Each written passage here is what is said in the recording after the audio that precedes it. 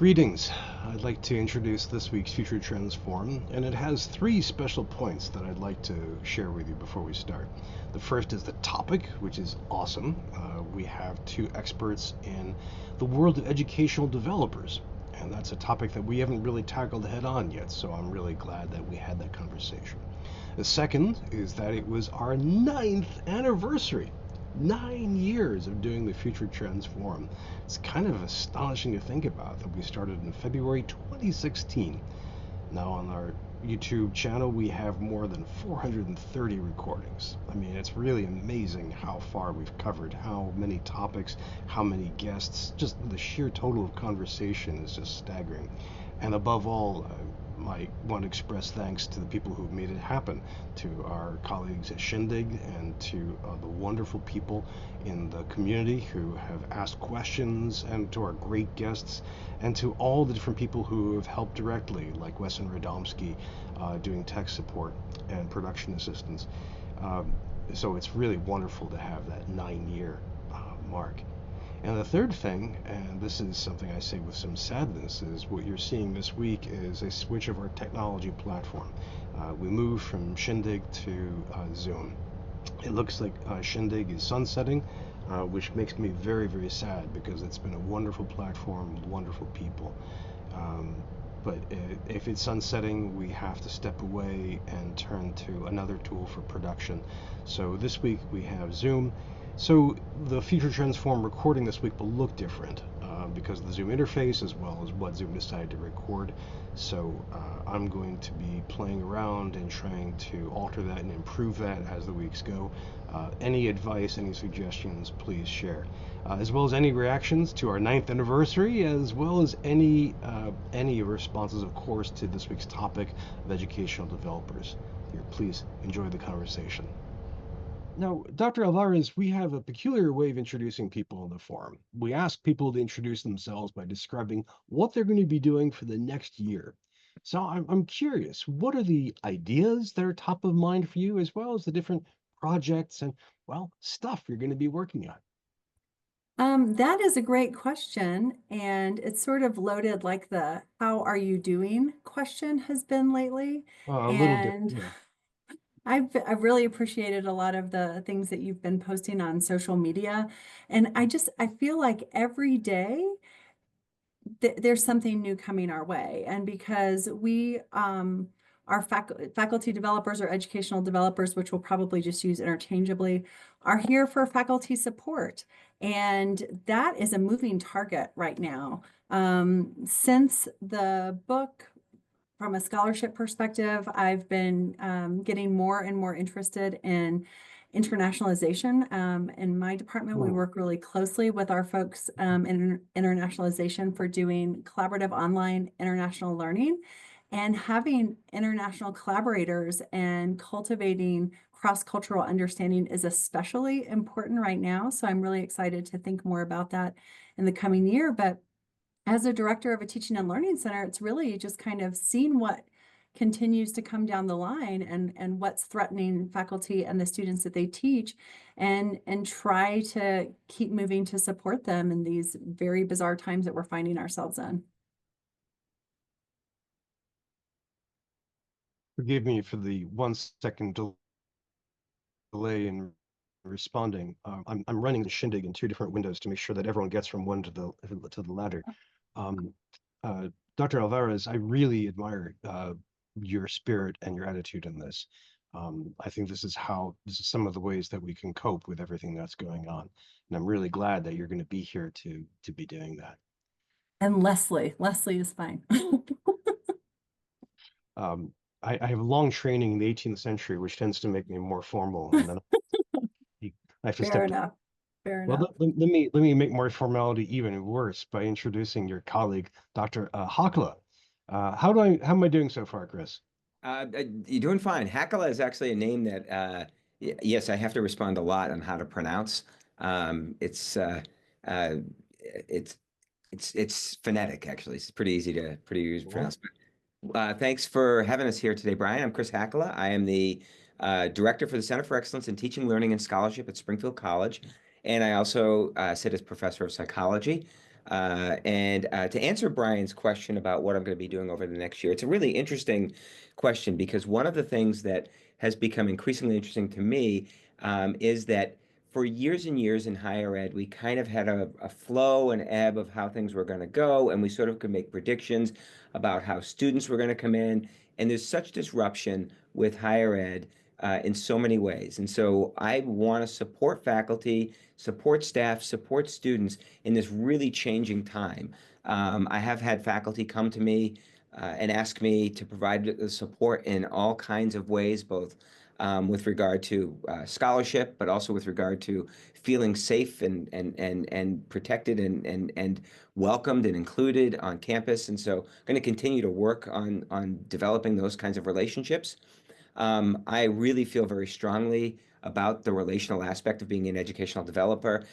Developing those relationships with the faculty, staff, and students allows us to do really good work, and because we can have those difficult conversations and help provide the context and the understanding for people. So I plan to continue to work that way.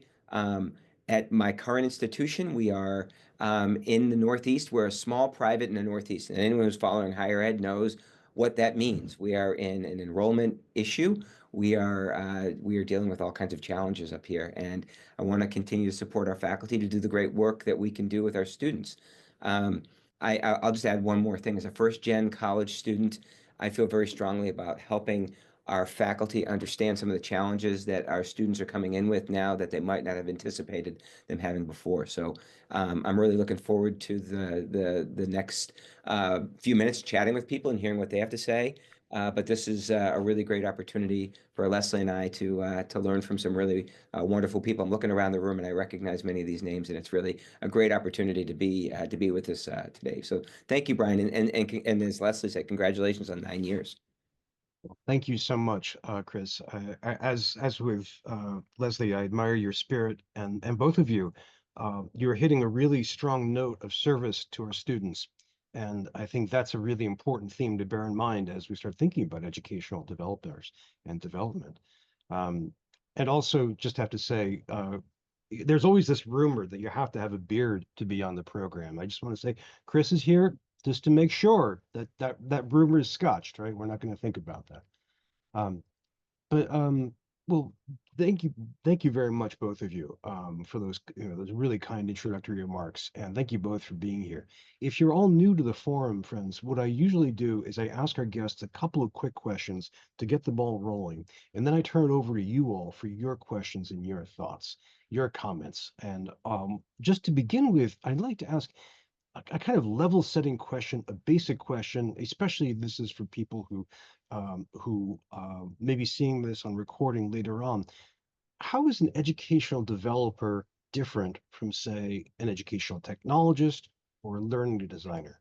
What sets that particular profession apart from all the other staff and faculty who work in this field? Leslie, you want to take it or you want me to take it?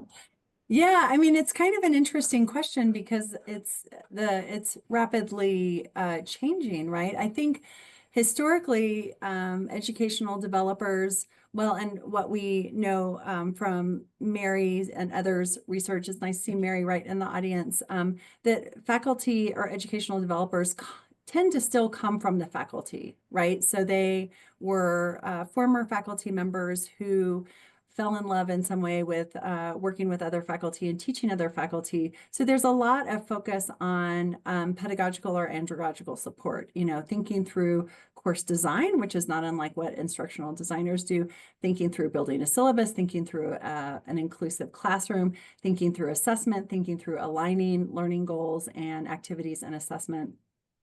I think one of the more interesting recent trends is the combination of what you would consider historical teaching and learning support with the advent of educational technology. And I'll use my office as an example. We are one of the centers for teaching and learning that's combined, where we're doing teaching and learning support and we're doing educational technology support. In some ways, it's becoming one and the same, but there are still different veins and foci across those different roles. In my office, we have 4 folks in faculty developer roles is the title that we've given it, but that is what was historically our educational technology team. So they focus on our learning management system, they focus on our ePortfolio platform, and they focus on technology related to Canvas that helps with accessibility, like some add-ons for Canvas that, that assess the class for universal design for learning and accessibility. So I think that there's a lot of overlap. It's a Venn diagram, but there's also this thread of faculty development, which has to do with the things related to faculty life cycle and onboarding, promotion and tenure. And at least at my institution, we are housed under faculty affairs, which is not uncommon. In other places, it may be academic affairs. We did see a lot of different reporting lines. That's one of the interesting things about the work that we do. So it sort of depends on the personality of the institution. But my supervisor's office manages onboarding, manages promotion and tenure support, manages things that wouldn't fall neatly in the bucket of faculty development. And I'll pass it over to Chris, but one of the things that we realize that a lot of it is highly idiosyncratic to the institution where it's housed.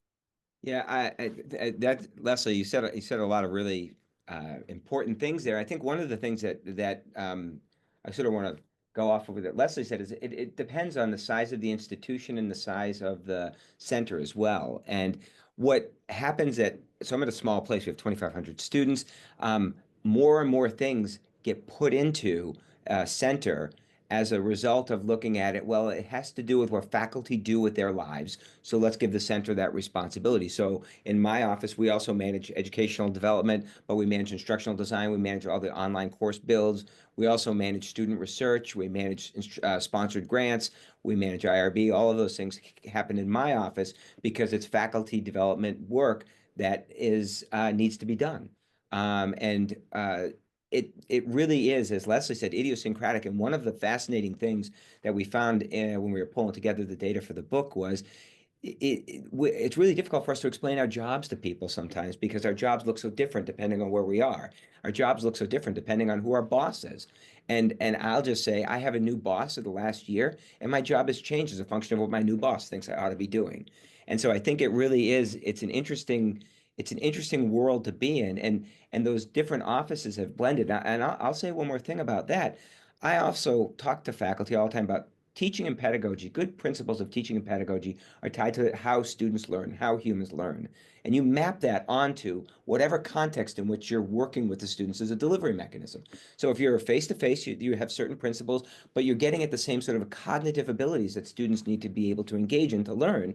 And sometimes those are digital, sometimes those are face-to-face, sometimes there's a hybrid. And I think bringing these things into an office together is actually a really good idea because it does give people the opportunity to have those cross conversations. I really enjoy the conversations with my instructional designer who has very different background, very different experience than I have, but brings to the table a set of skills that I really benefit from hearing from him about. So I think it really is, we're in this interesting evolving world as institutions are evolving and as centers are evolving. Wow. Wow, wow, wow. It's like you will have to write a book about this to describe the sheer range of detail. Um, this is this says so much, and also reminds me of quite a bit of how people will be doing instructional design and educational technology. That really does vary from institution to institution, from a small one, Chris, like yours, to some of the larger ones. Differences between public and private, differences between 2-year and 4-year, research intensive, and so on. Thank you both. That gives us, to quote your subtitle, some good tales from the center. If I can take this further, how much of the work of educational developers works on actually making content per se, rather than working, say, with professional development with faculty or staff? How much it involves making stuff, be it syllabi, be it learning materials, be it textbooks? So I can start. So again, it does depend on the campus. We build out the courses for our faculty. So our instructional design, I say our instructional design team because my boss likes me to say it. It's one person, but our instructional design team builds out the courses, and I'm the second set of eyes for all the courses that get built out. to make sure that they are, as Leslie put out, accessible. We run them through accessibility checkers. We want to make sure that these courses are good, strong courses. And we also at our institution have been working on building OERs.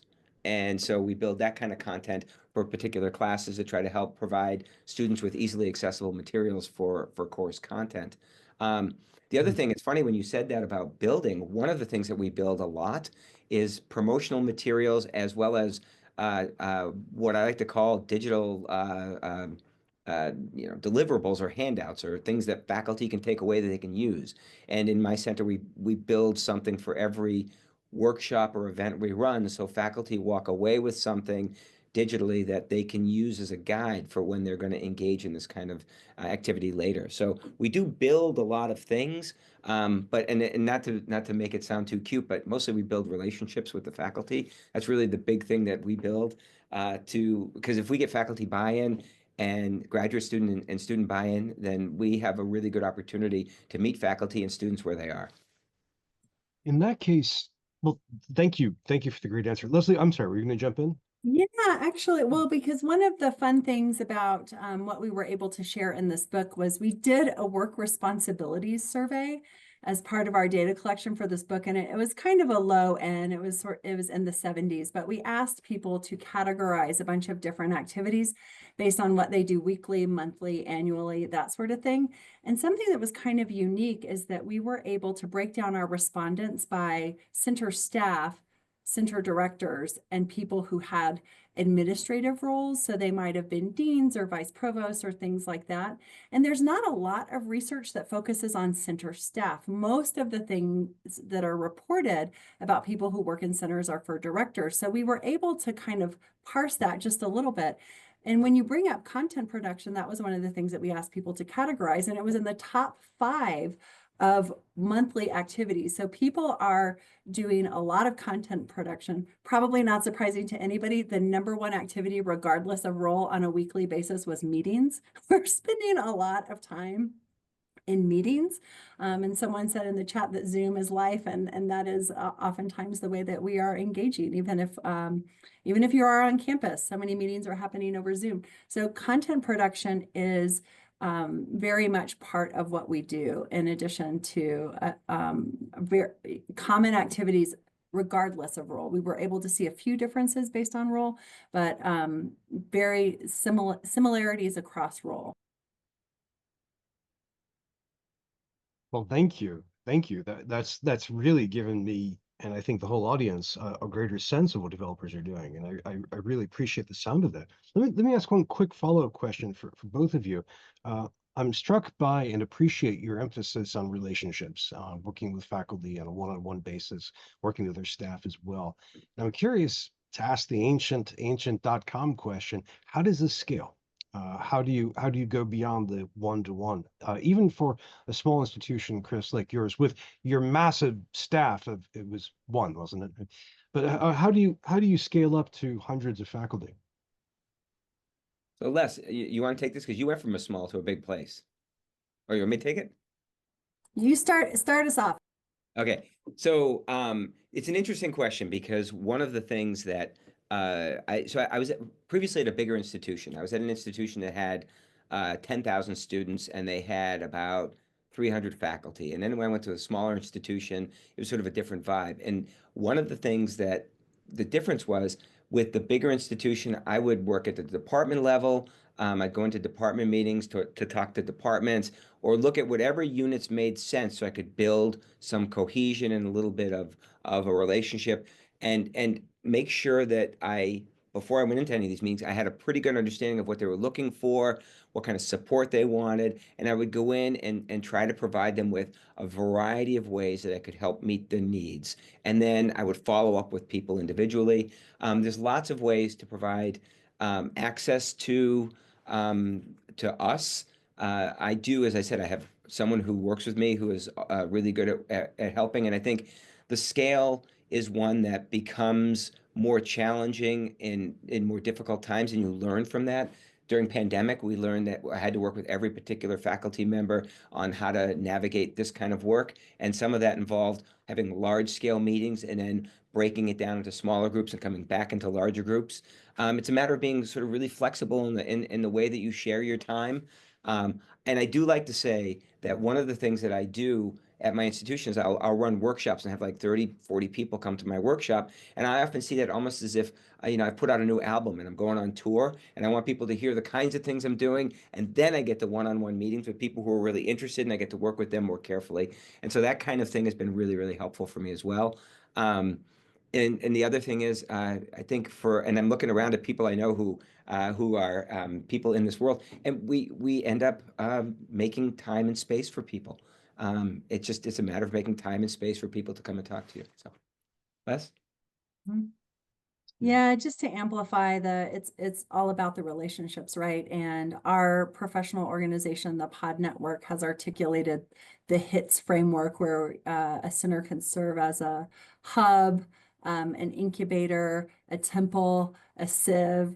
Many of us do a little bit of all of that, but the hub metaphor has really resonated with our center and others of we get to be connectors. So I think part of it is going to faculty where they are in their departments and also finding ways to make connections. We've got a really interesting vantage point of the university where we know what faculty X and department Y is doing, and then some other faculty B and department C is doing something very similar, and we can make those connections and build them.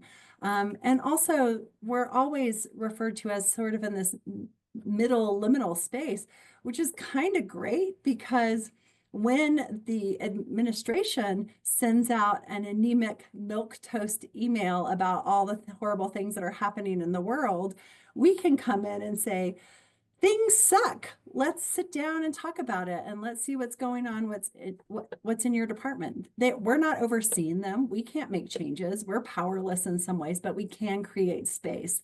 And when we create inviting spaces, people want to come to it. Yeah, I just want to follow up really quickly. One of Please. the things that a dean said to me one day was she said, Chris, you need to realize, and she said, this is one of the things that I've seen at other institutions with Centers for Teaching and Learning directors is you don't have power, but you have influence. And your influence sometimes exceeds the power of other people. So you need to make sure that you understand where that influence is and use that influence to try to help people understand what's going on. It's been really helpful for me to think about it because one of the challenges of centers is that for most of what we do, they're not required. It's faculty coming to us for support, not because they have to, but because they want to. And so you have to leverage your influence by first off having really good work, but also by providing support and follow through and being there for the faculty when they need it. Thank you. Thank you. That's a great answer, a great set of answers from both of you. And in the chat, by the way, people have been adding all kinds of good links.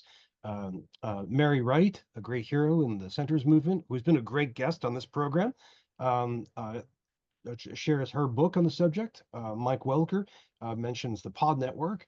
Mary also adds the HIT framework. And speaking of hits, I'd like to add your all hit. This is a link to the book.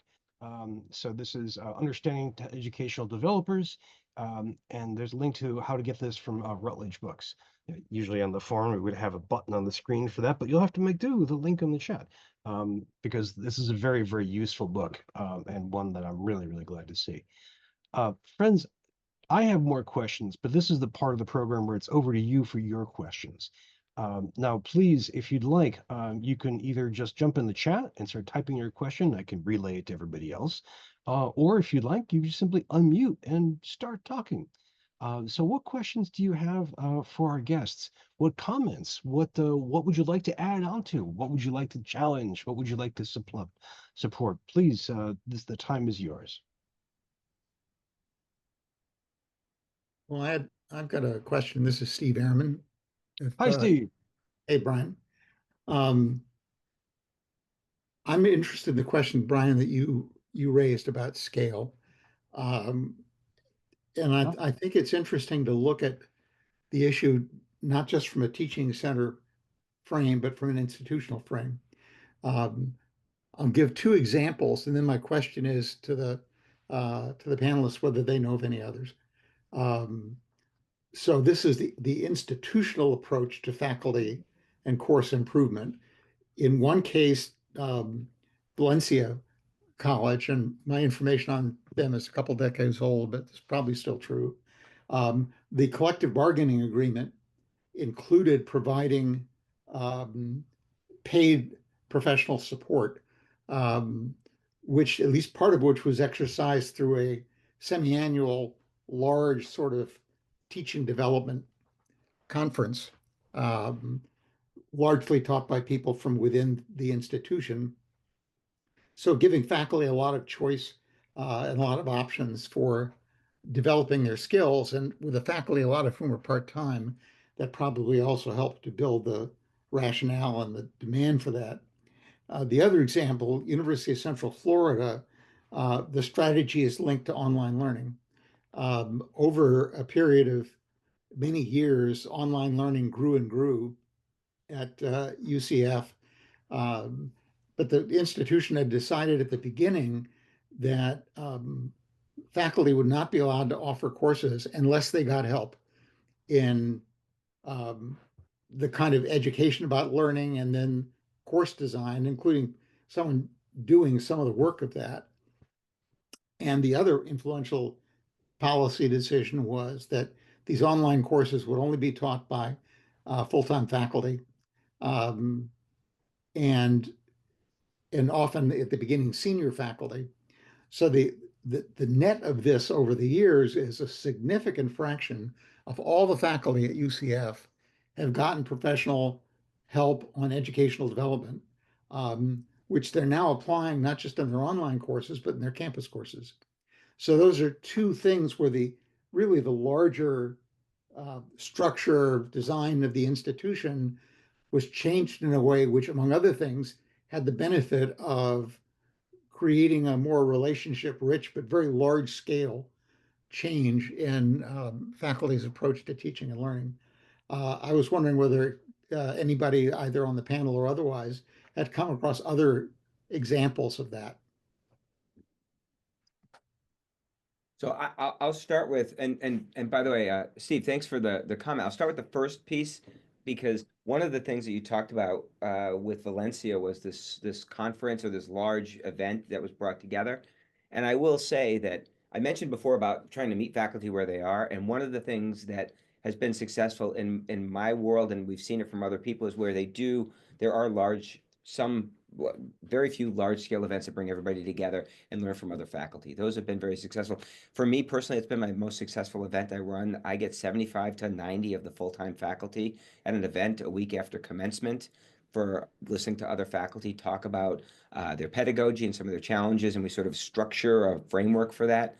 So I think that is a really good way to do it. But one of the things that when you talked about the online thing, is there's so many different ways to get at faculty. So the scale really is not just about meeting everybody, it's about meeting people in different ways and navigating different opportunities for people to get access to educational development.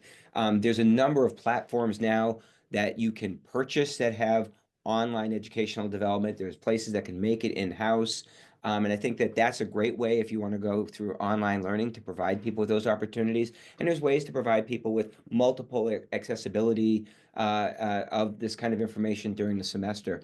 It's really difficult to get people, and I notice there's a question here about getting people to events. There's no good time. I don't know if anyone has a good time. There's no good time. For me, it would be 6 a.m. because I'm up, but I can't get faculty to come at that time. And I think that what's challenging is you offer things and you try to construct events where faculty know they're going to leave with something actionable. I think that's really important. Faculty leave with something that they can do and bring and use in ways that make sense. So I think it's a great question. And Les, do you have anything you want to add? Related to that, I want to say a couple of things. I think part of, you're talking about a percentage of faculty having completed something, building the pipelines are really important. So new faculty orientation is not part of my office's work anymore, but it is part of the faculty affairs office. And we work very closely to be strategic about how we onboard people and how we embed opportunities to engage with us, because it is culture change, and it is cohort building if we're doing our work well. About getting people to come, I'll just share kind of probably an unusual example. We started a Neurodiversity Institute a couple of years ago when a family who the parents decided rather than suing the institution that they would donate some money because they had a student who was not doing well during the pandemic. They were struggling because the shift to online learning was not great. And they wanted to fund stipends for an institute on neurodiversity. And we knew people needed to come and that they might be resistant. And we made it seem a lot more exclusive than it was. So we reached out to deans and associate deans and said, could you please nominate people who are positioned to be champions and also for whom this might be a growing edge? People were begging us to let them go because they knew people were getting nominated and they thought this was such an exclusive event. And so now it's open to everybody, but it still kind of has that lingering reputation. So that was kind of a sneakier way of getting people to come to things that they might not have had a natural interest in or realized was something that was important to be thinking about in their classes. That's excellent. I mean, that's sneaky and very clever. Well said. We have, thank you both for diving into that. We have another question coming in from my mind, the guru of learning centers, Mary Wright. Mary Wright, can you fire up your mic and even the camera if you're up for it? Yes. Hi. Hi, Leslie. Hi, Chris. Hello. I have not received my copy of the book, having just done a substantial move, but I really look forward to reading it. It's 6 a.m. here in Sydney, Australia. And so really happy to chat with you. As Brian said, I wrote a book that's published in 2023 that looks at our work through the lens of centers as organizations. What I appreciate about your viewpoint is looking at how we understand the profession. And so I have a question on that. So another thing that I do off the side of the desk is I co-edit IJAD, the International Journal of Academic Development. And Mary Wilson and Celia Popovic, who are Canadian educational developers, just published what I think is an excellent and really provocative article saying that our work needs to professionalize further in order to enhance trust. So we're at risk of losing trust if we don't think more systematically and intentionally about professionalizing educational development. And so given your focus is on the profession, I'm curious what you think about that, or how you heard about that from the people you spoke with. Yeah, I'll start. It's so University of Denver has several partner institutions internationally, and one of them is Lund University in Sweden. And we went to visit, and in Sweden, you're required to get 15 credit hours of teaching before you even begin to teach. So their teaching and learning center is doing very different work. And we were like, oh my gosh, could you imagine if there was a requirement for faculty to have a little bit of pedagogical experience before going into the classroom? And it seems like there has really been a push internationally. There's been a push in Australia, there's been a push in Canada, there's been a push in other parts of Europe, but it doesn't seem like it's really taken hold. There's been a lot of talk in the US, at least. There hasn't been a lot of, there's been a lot of talk of competencies, and Chris and I try to summarize what we were able to discern from the extant literature. And we sort of, in our final chapter, landed on, we weren't really saying that we should professionalize, but we should sort of shore up what we think needs to be sort of the knowledge base and skill set. I do think it's a problem with academic administration overall. No one gets trained to be a provost. No one gets trained to be a dean. No one gets trained to be any of these jobs that are the only places really for faculty to develop into as they grow in their career trajectory. So Chris and I did make some statements about things like learning sciences being a little bit more core to the work that we do. But I think there's some pretty well established areas of competencies that have been common in the literature since the 90s. But I'm fascinated by instructional design for this reason, because it is one of the only areas that's part of educational development where there is a prescribed pathway, where there's a master's degree that you could get. And Chris and I have fantasized about what would that master's degree look like, right? What would that degree plan consist of? But I don't know about how it would land with trying to make that a requirement of the profession. I don't know. I'd be curious to hear what other people think. And Chris, if you have any thoughts off the top of your head. I do actually. So I was very fortunate as a graduate student to have a year devoted to being a faculty member. And in that program, run by someone named Victor Benassi, I don't know if anyone knows the name Victor Benassi, and Victor taught the seminar and practicum. It was within the context of psychology, but it was this course that was designed to teach us about pedagogy. We learned about scholarship for teaching and learning. We learned about faculty life. And it was a really great training ground for me in the work that I do now, because Victor did the course observation. I still have the written observation Victor gave me in 1992. I still look back fondly on some of those experiences that I had going through that process. And all that said, I think one of the things that's really bought me credibility at my institution, and this is a small institution, is that not only do I bring those skills, but I also bring skills of having been a faculty member or having taught before. And so I think we're still in this sort of early stages of how we're going to evolve. And like Leslie said, it would be interesting to look at what something would look like as a professionalization of our academic discipline, because we have so many voices right now coming in and talking about what it looks like and the strategies that it operates under. We have people from all these different disciplines. So I think, Mary, you bring up a really interesting point. I'm really looking forward to reading that article, because Leslie and I went back and forth over this a lot as we talked about it, because it's really it's one of those things that is going to continue to evolve as our field evolves and as we as educational developers evolve in the work that we do.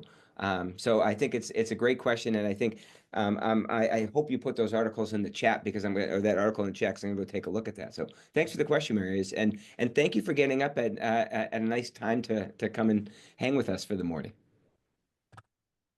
Indeed, bravo! Thank you very much for doing that.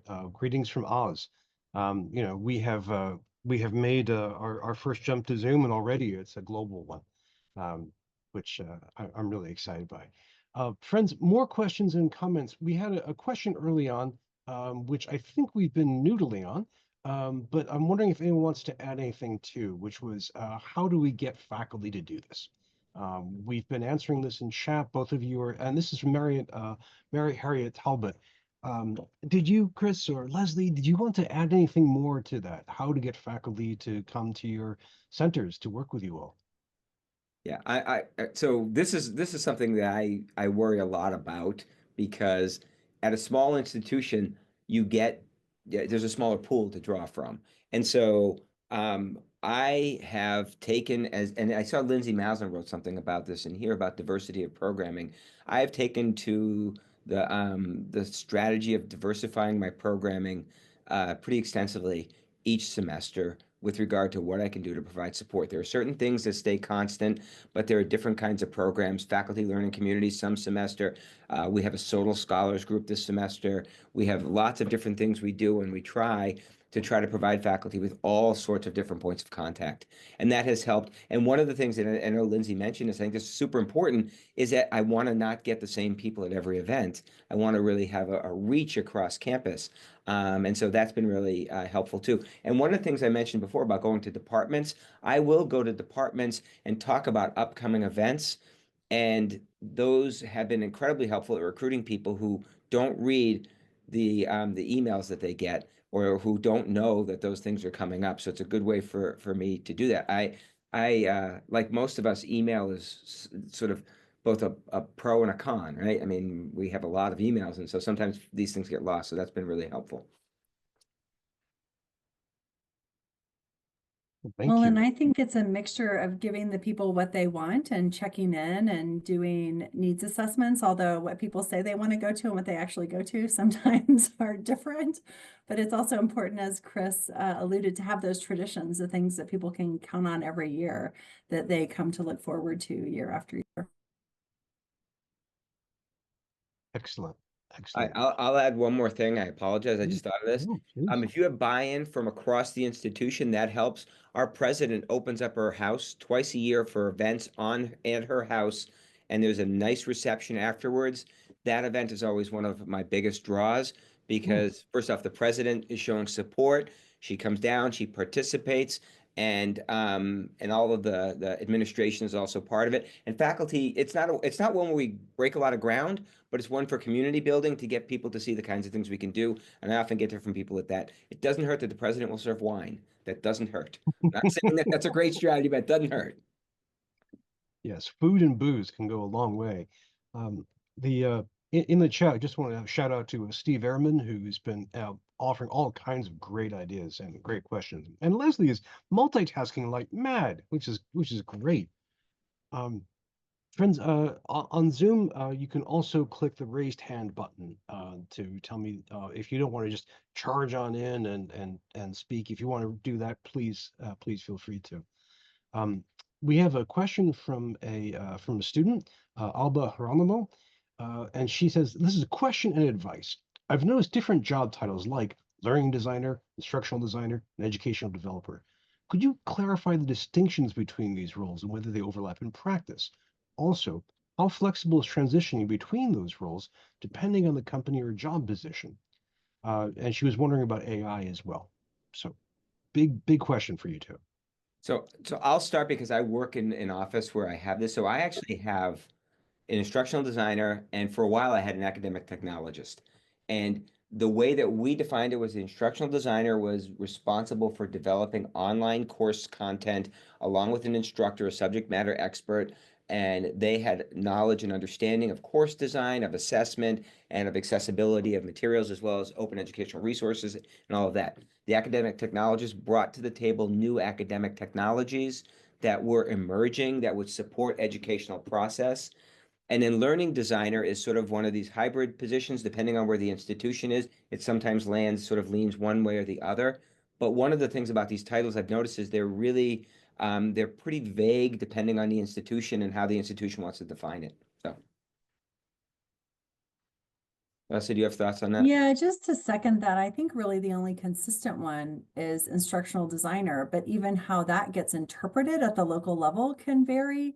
We had folks in my office who their titles changed right before I came. They'd been instructional designers, but they weren't really doing much building. And my experience of instructional designers as a faculty member were people who were building your course for you, right? And I would say it really just kind of depends on it's highly confusing, right? Because all of the titles are made up. We have a bunch of directors in my office, director of inclusive teaching practices, director of scholarship of teaching and learning. So we try to cue what their areas are with the title, but they're all directors, but none of them are center directors. So I want to acknowledge, Alba, it's very confusing. And I think you kind of have to look at what the job description is actually saying to see if it's easy to move from one role to the next. But it's not easy to discern sometimes. Those are excellent, really concise and really rich answers. Alba, I hope these are helpful. And Alba is coming to us from Colombia, so again, the Future Transform is a pretty global event. And Susan Hines adds most instructional designers have MA or MS degrees. And Ember has a comment about finances, and Mark has a comment about student focus. And then Tom too he wanted to add another network, the Florida International Designer Network, or FLIDN. They offer free monthly professional development webinars, and he has a link. Thanks, Tom. It's one of the things we do in the forum is we share all kinds of ideas and all kinds of resources. But we also do this with questions. Does anybody else have more questions and more comments? I don't want to miss anybody. If you had a question in the chat and I missed it, please poke me with a stick. If you haven't had a chance to, if you want to speak out loud, just either jump on in or click the raised hand button. And before I can even finish that sentence, Rochelle Furness has a question, and this is part of her dialogue with Lindsay Maslin, but I think you two might want to weigh in. She asks, whoops, sorry, the what can we learn from and differentiate, sorry, what can we learn from and differentiate at higher education levels? So Rochelle is comparing higher education to K through 12. And I'm wondering if Leslie or Chris, if you want to jump on that. I'm not certain. Can you rephrase the question? Sorry. Or Chris, if you have an understanding, go for it. Yeah, please feel free. Catch up. And Lindsay, Shelby, Chris, if you want to just either, turn on your mic, or you can type further in the chat, be happy to relay it. So from what I understand for the question, is the work that we do similar to work that might be effective at K through 12? I don't know if that was the question or not, but that to me seems to capture, because they're talking about differentiation at different levels. I don't know. If I captured that, let me know. Yeah, Shelley, can you comment?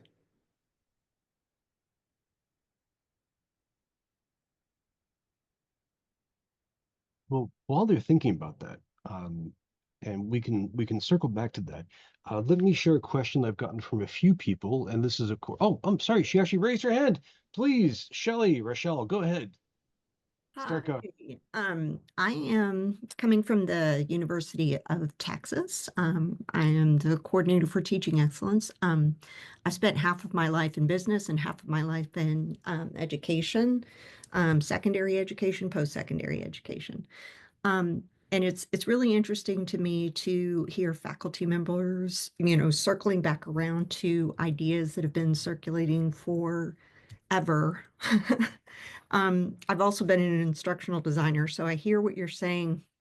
I believe it was Lindsay, that there's this theory and then there's this practice, and those are distinctly separate fields. But K through 12 has recognized the discipline.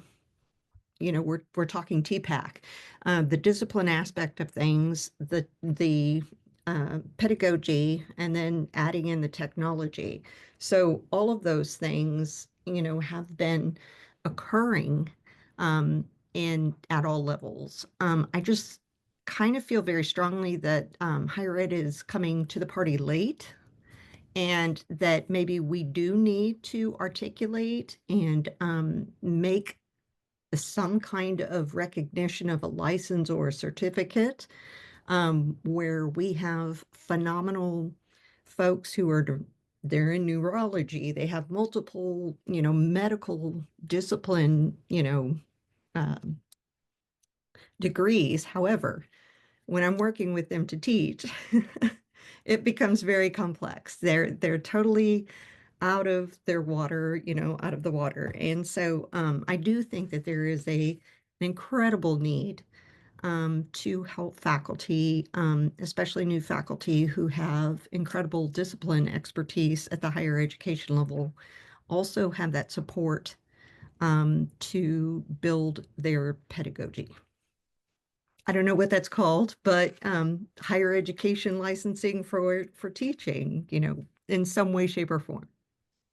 Well, and maybe unpopular answer, but like Chris, so my background is educational psychology, and I had a teaching apprenticeship as part of my PhD. And I think in some ways what is happening at the graduate level needs to change. I mean, the default assumption is that people with PhDs are going to go work in universities, but they're not supported in learning the key aspects of their job, right? And we all know that being a disciplinary expert is not the same as being a teaching expert. So job security, right? I mean, that we'll continue to have centers for teaching and learning as long as that is the way that graduate school is functioning. But I do think that K through 12 has done a better job of building in professional development as an expectation, and building in learning how to teach as part of the training for the profession. I welcome other folks weighing in on that as well. Chris, I see you wanting to say something. And Lindsay, Wait. you were up top for a minute ago. I know. So Lindsay, do you want to go first? Oh, well, I was just going to say that because I think that Shelley's point came out of conversation that we were having in the chat back and forth about whether or not the degrees already exist that would be needed in order to prepare people to enter the world of educational development. Shelley, I also have a background in K-12, and I was a school psychologist for many years before transitioning into the higher ed world. And I totally agree. We, meaning in universities, are behind. Although that is true, I don't think that what I learned when I got my degrees from a college of education sufficiently prepared me to do all of the work of an educational developer. And so what I think I'm interested in at this point is figuring out what else is needed in addition to the excellent foundation that we can draw on from both K-12 and then those kinds of learning theories applied to the higher education context.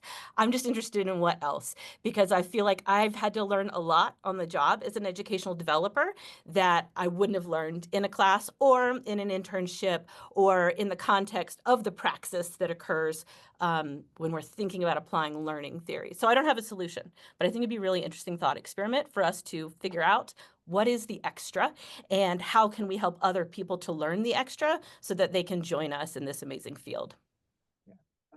I just like to add really quickly that I think that the whole notion of what goes on in K through 12 and higher ed as being completely different is one of these things that emerges, but it's not always. So teaching and learning is teaching and learning. What we haven't done a good job of in higher ed is privileging teaching and learning as a profession. We've privileged scholarship as a profession, and we haven't privileged teaching and learning. K through 12 has gone the other direction. And I think there needs to be, as Lindsay said, conversations about how to navigate this and provide more support. And I would agree with Leslie in graduate education for faculty, for people who are going to go off and get PhDs and go to college to have some training and some understanding and to be equipped to get into that classroom, because it really is a very different kind of thing to teach than it is to just be good at it.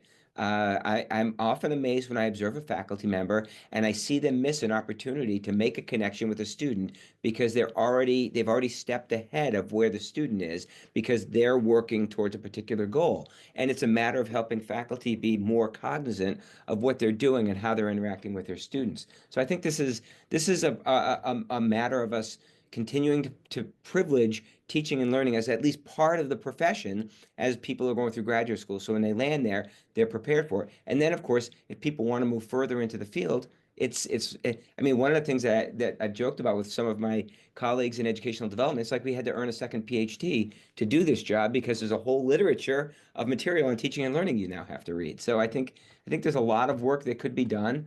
And I think it's one of those things as the field evolves, we're going to continue to evolve. Thank you. Thank you so much. Lindsay, what a great question and a really good thought. I'd love to follow up on this. And Chris, thank you for this answer. Thank you.